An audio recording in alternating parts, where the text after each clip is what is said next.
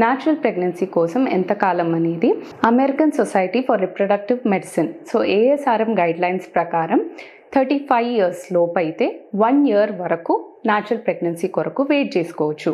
అదే ఒకవేళ 35 to 40 years అనుకోండి 6 మంత్స్ వరకు వెయిట్ చేసుకోవచ్చు. మోర్ దెన్ 40 అనుకోండి రైట్ అవే ఎవాల్యుయేషన్లోకి వెళ్ళాలి.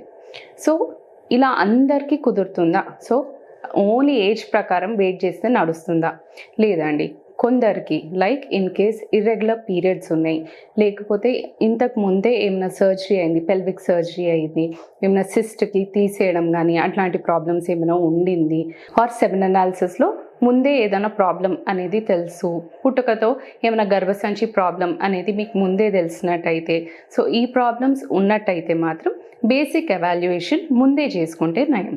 సో బేసిక్ ఎవాల్యుయేషన్లో ఏమేమి చేస్తాము? బేసిక్ ఎవాల్యుయేషన్ అంటే ఒక రూటీన్ అల్ట్రాసౌండ్.